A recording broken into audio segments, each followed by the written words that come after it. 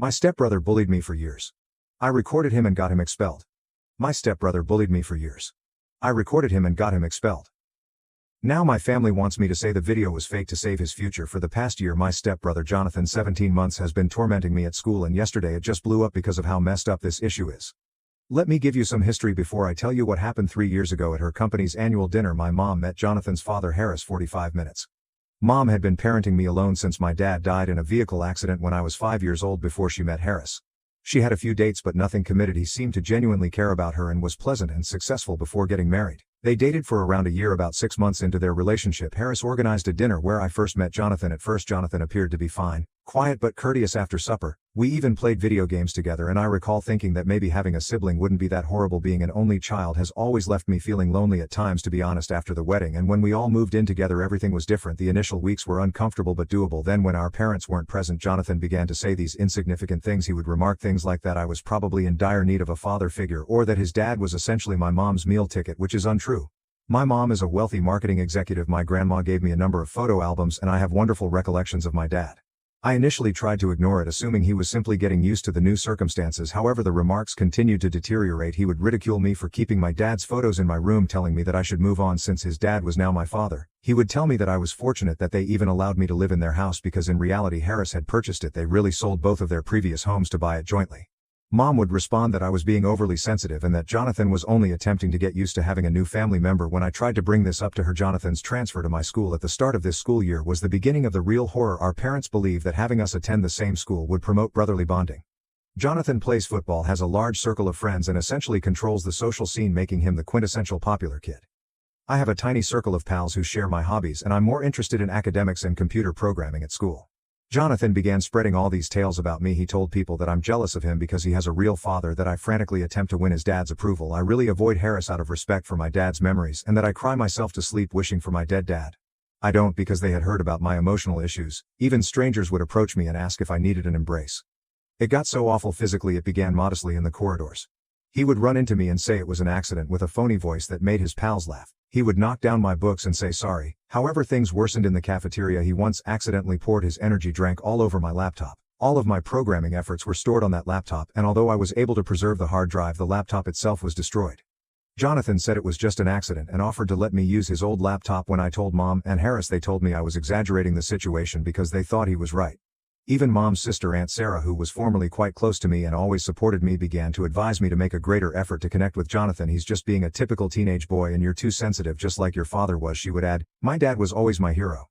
So having her point at me in that final remark was incredibly hurtful. Things dramatically worsened around a month ago after gym class. Jonathan and his pals cornered me in the boys' locker room. They were pushing me around, removing my glasses and making fun of the fact that I couldn't even fight back like a real man, all without actually striking me. I decided I had had enough. At that point, when Jonathan was around, I began surreptitiously recording everything on my phone. I was desperate. Even though I realized it might not be the correct thing to do, when I told them what was going on, they didn't believe me. I got just what I needed 2 weeks ago. Tommy, a freshman, was being harassed by Jonathan and his pals. Tommy is quite bashful and little for his age. He was trying to jump and catch his bag as they threw it over his head in a game of keep away. They referred to him by derogatory terms, saying things like "what's wrong?" Short. Stack. Unable to get there, I took notes on everything. Jonathan went too far though. Jonathan became enraged and gave Tommy a strong shove when he eventually succeeded in grabbing his luggage. Tommy's nose got after he collapsed and struck his face against a locker. I went directly to the principal with the video. Despite their generally lax enforcement of our school's zero-tolerance policy for bullying, they were unable to ignore it when there was video proof of actual physical. By the end of the day, Jonathan was formally discharged from school. When they phoned Harris to come get him, everything blew up when we got home that afternoon. Jonathan sobbed to his father about how his life had been ruined, how he would never be able to attend a reputable university, and how this would ruin his chances of receiving a football scholarship. Harris was enraged with me, shouting that I had betrayed family and that I was only envious of Jonathan's accomplishments. The worst part, though, my mother sided with them. In fact, she advised me to visit them first rather than the principal. First, she claimed that by going behind their backs I had betrayed my family, and that in order to get Jonathan back into school I had to admit to the principal that I had altered the tape or something. Mom began to cry when I refused and tried to tell them about all the bullying I had experienced, claiming that I was ending her marriage and that I should put family first. Then 4 months before I turned 18, Harris, to throw me out, I contacted my Dad's mother because I could take it no more. I've been staying with her ever since she came to get me that evening. My mother is constantly texting and calling, switching between to ruin my future and guilt-tripping me over destroying our family, while some of my students are accusing me of being a snitch. Others who have also been harassed by Jonathan are expressing gratitude to me.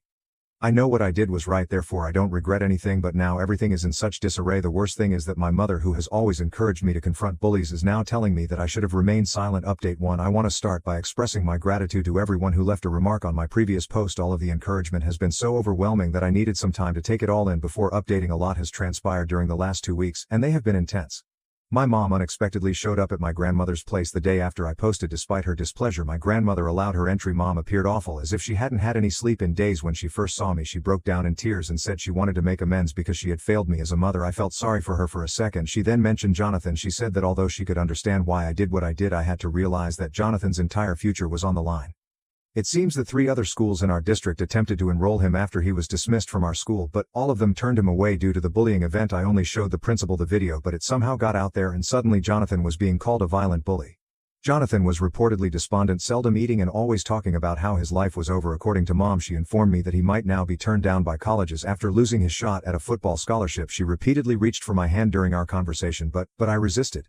She was still attempting to make me feel bad about defending myself, and I couldn't believe it. After sitting silently in her armchair through all of this, my grandma eventually said something. She revealed to me something I was unaware of. My dad had experienced terrible bullying during his high school years. He seemed to be quite similar to me at my age, quiet, interested in school, and a simple target for bullies. When the bullies pushed him down a flight of stairs one day, it got so terrible that he ended up in the hospital with a fractured arm. He was altered by that experience. After that, according to my grandma, he was resolved to never allow bullies to get away with harming people. He always taught me to advocate for others and myself. Because of this, she claimed that he would have been pleased with the actions I took to safeguard Tommy, the freshman, as well as myself. My mother dropped the true bombshell as I was still processing this new information about my dad. She sobbed as she disclosed that Harris had to file for divorce if she didn't accept responsibility for the video editing and writing a statement claiming that I had fabricated everything to get Jonathan back into school. She pleaded with me to help her keep her marriage together, stating that she couldn't endure another broken relationship. My own mother was pleading with me to lie and accept responsibility for everything in order to keep her husband from abandoning her, and me couldn't believe what I was hearing. My grandmother must have noticed my surprise because she told my mom to go right away. She claimed that a mother didn't deserve to be called a mother at all if she asked her child to take responsibility for their own mistreatment. My grandma handed me a collection of letters my dad had written to me before he passed away after Mom left. She believed I needed them immediately, even though they were meant to be presented to me when I turned 18. He expressed his desire for me to always stand up for what's right, even when everyone else was against me. In one of them, which was written just 1 week prior to his accident, he wrote that being brave is about doing the right thing in the face of fear, not about never being afraid. In the meantime, education has become more difficult through the use of photoshopped images of me with derogatory captions and the dissemination of false information that I'm mentally ill and made things up for attention. Jonathan's friends have been harassing me online. However, an unforeseen event occurred. The freshman Jonathan had harassed Tommy shared his own experience. Tommy informed the principal of further instances in which he had been harassed by Jonathan. Then other children began to come forward like dominoes falling. Some even have recordings of themselves.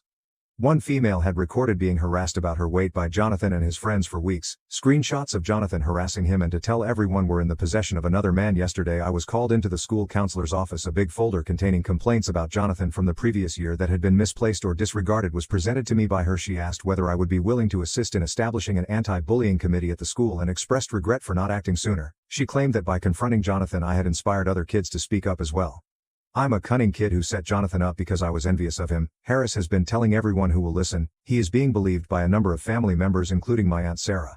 She gave me a lengthy lecture over the phone yesterday expressing her disappointment that I had ruined a young man's future over teenage drama. I should have handled it within the family instead of embarrassing everyone by going to the principal, she remarked. Echoing Mom's statement, I continue to reside at my grandmother's home since I'll be 18 in 4 months anyhow. She's actually assisting me with researching legal emancipation. I have a strong case, especially considering the circumstances. According to the attorney we spoke with, I constantly get these lengthy tearful letters from my mom saying that I'm tearing the family apart and that I'll regret it when I'm older. I no longer reply to them. It's unbelievable to me that she would put her marriage before her own son.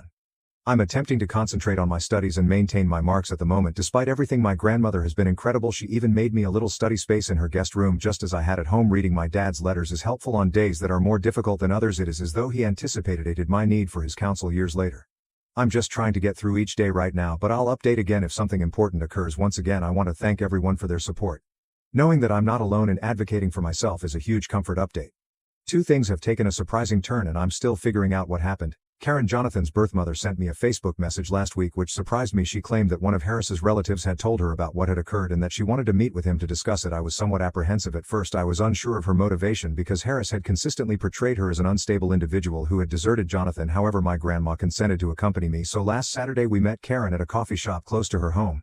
Everything I believed to be true about the scenario was totally altered by what she told us. It turns out that Jonathan had previously engaged in severe bullying prior to my mom and Harris's marriage. He had received 3 suspensions from his former school for harassing other pupils. The most recent instance was very awful as a prank. He and his friends had trapped a child in the gym storage room for several hours. Following that episode, Karen had attempted to get Jonathan into therapy in order to address Jonathan's violent conduct. She showed us past emails she had exchanged with Jonathan's school counselor, who strongly suggested a psychological assessment and treatment. Harris, however, had objected, claiming that Karen was attempting to portray their kid as weak and damaged when she gave us the records from their custody dispute. It was the true stunner. Harris had obtained full custody because he had superior counsel and persuaded the court that Karen was trying to create problems where there weren't any by insisting on therapy. Not because he was the better parent. Not only did he transfer Jonathan to my school because of the marriage, but his previous school had to expel him if he committed another infraction. As she was telling us all of this, Karen started crying. She claimed that although she had made an effort to remain involved in Jonathan's life, Harris had to take legal action against her if she attempted to get in touch with his school or intervene. She kept apologizing to me for not speaking up sooner, claiming that she was too scared of Harris to take any action. Harris had done this previously, which explains a lot of why he was so fast to divorce. If I didn't accept responsibility instead of genuinely assisting Jonathan in resolving his problems, he is more concerned with maintaining his reputation. He has been repeating this cycle for years. Last night, I presented my mother with all of this material. Karen had provided us with copies of everything, including the court records, emails, and school reports, but I wasn't sure if she would believe it. I saw genuine understanding appear on Mom's face for the first time since this whole thing began when she read it all. At last she broke down and acknowledged that she had been seeing Jonathan's conduct even prior to the school event, but she had been too scared of losing Harris to recognize it. She told me how some parents had stopped allowing their children to attend study groups at our house. How she had heard Jonathan being mean to other children when he believed no adults were around, and how she had noticed my withdrawal and anxiety, but had told herself it was just teenage. Saint Mom moved out of Harris's house today. Yes, the same Aunt Sarah who chastised me is the one she's staying with. After seeing the proof, she has entirely altered her mind. Mom says she can't stay with someone who would protect a bully at the expense of other children, even if that child is his, and she has already filed for divorce, but not because of Harris's ultimatum in order to get the custody agreement examined. Karen is collaborating with her attorneys. She has already discussed Jonathan's background and needs with counselors at a school in her state, and wants to get him into the therapy he ought to have received years ago. Harris is enraged that all of this has come to light. The most unexpected aspect: our principal has been contacted by Jonathan's former school. It appears that they are looking into the handling of Jonathan's bullying accusations and the reasons behind the loss or disregard of reports of his actions. Although it hasn't been confirmed yet, there are hints that Harris may have been involved. All of this is still registering in my mind. It's somewhat comforting to know that I wasn't insane and that Jonathan had a lengthy past that I was unaware of. However, it's disheartening to consider that perhaps none of this would have occurred if Jonathan had received assistance years prior. When Karen first became aware of the issues, my mother is always complaining that she should have done a better job of protecting me. Even if there is still too much hurt between us, at least she now realizes how horrible what she wanted me to do was. In order to understand why she was so willing to overlook the warning flags, she is discussing seeking therapy for herself. I'll give you another update if anything significant occurs, but for now I'm just trying to concentrate on having a successful end to the school year. According to my grandma, I should be proud of myself for not only confronting Jonathan but also for being the one to end the years-long cycle of silence that had been shielding him. Update 3. 3 months have passed since my previous report and things have finally begun to return to normal. I thought I should give you all a final update because a lot has changed. About a month ago, once my mom acquired her own house, I moved back in with her. Despite being smaller than our previous home, the flat nevertheless feels more like home. She continues to apologize nearly daily, and even though I've forgiven her, our relationship has changed. We both seem cautious now, as if we're worried about saying the wrong thing. Surprisingly, I chose to start family counseling 2 weeks ago. The counselor is assisting us in improving our communication and re-establishing mutual trust. There was some unsettling findings from the examination at Jonathan's previous school. It appears that Harris had been contributing regularly to the school's athletic department, which could account for the disappearance of numerous complaints regarding Jonathan. A thorough an investigation is underway by the school board, and a number of administrators have been placed on leave. Last month, Jonathan relocated to his mother's state and is now enrolled in a new school that focuses on behaviorally challenged adolescents. I've heard that he's doing better now that Karen has him in rigorous therapy. He apologized for everything in a lengthy Facebook message that I received. He wrote about how therapy is helping him deal with his anger management difficulties and how he's finally realizing why he acted the way he did. I haven't replied yet. Perhaps I will, but right now I'm not prepared. The school's anti-bullying committee has flourished. The school administration is now taking bullying concerns much more seriously after we assisted a number of students in coming forward with their stories. Actually, I sit on the committee with Tommy, the freshman whom Jonathan harassed. He has grown to be the kind of brother I had thought Jonathan would be, like a little brother to me. The remaining letters from my dad were given to me by my grandma, and reading them has been both devastating and therapeutic. In one of them, he expresses his desire that I will become a person who defends others, and it seems as though he is still mentoring me despite the passage of time. Last week my mom's divorce was finalized. Harris attempted to argue against it, but he immediately changed his mind. Once Mom's attorney presented the information regarding Jonathan's history and Harris's role in concealing it, Mom is also receiving therapy to help her understand why she was so ready to overlook Jonathan's bullying warning signs. She claims that she lost sight of what was truly important, being a good mother, because she was so terrified of being alone once more. When Dad passed away, the most surprising thing happened last week. I received a letter from Karen. She expressed her gratitude to me for being the first to reveal Jonathan's situation. She claimed that after years of feeling bad about not being able to support her son, she has found peace in witnessing him finally receive the assistance he requires as a thank you. She also wrote me a check for my education fund, which I was able to return with the assistance of my grandma. Accepting it didn't seem right. Next month, I will graduate and move to another state for college.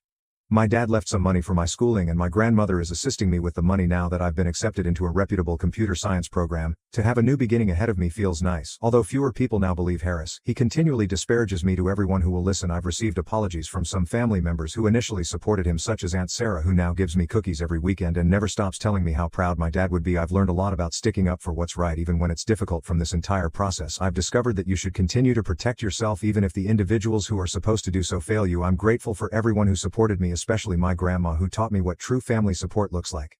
I'm no longer furious.